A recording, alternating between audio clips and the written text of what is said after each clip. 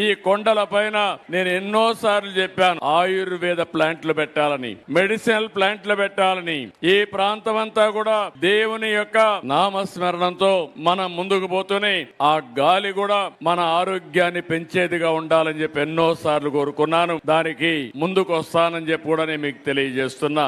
ఈ ఒంటె మిట్టని ఒక బ్రహ్మాండమైనటువంటి టెంపుల్ టూరిజం గా తయారు చేయడానికి ముందుకు పోతాం. ఇక్కడే పక్కనే ఆ రోజు నేను చూశాను, చెరువు కూడా బ్యూటిఫికేషన్ కోసం పనులు ప్రారంభించాం. ఇక్కడ ఎవరైనా వస్తే ఒక 2-3 రోజులు ఇక్కడ ఉండడానికి దీన్ని ఒక పర్యాటక కేంద్రంగా, పవిత్రమైనటువంటి టూరిజం హబ్ గా మనం తయారు చేసుకోవాల్సిన అవసరం ఉంది. ఈ రోజు దేవాలయాలు అనేటివి మన వారసత్వ సంపద. మనం ఈ విషయం గుర్తుపెట్టుకోవాల్సిన అవసరం ఉంది.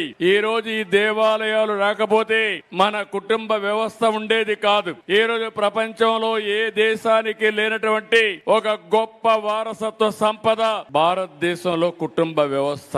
ఈ రోజు మన కుటుంబం కోసం మనం ఆలోచిస్తాం, ఒకరికొకరు భద్రత ఇస్తాం, కష్టాల్లో ఉంటే ఆదుకుంటాం. ఇలాంటి వ్యవస్థ ప్రపంచంలో వేరే దేశాల్లో లేదు. అలాంటి వ్యవస్థను కాపాడుకుని మన తర్వాత కూడా మన వారసులకు మనం అప్పజెప్పవలసిన బాధ్యత మన అందరి పైన ఉందని చెప్పి కూడా నేను మీకు తెలియజేస్తున్నా.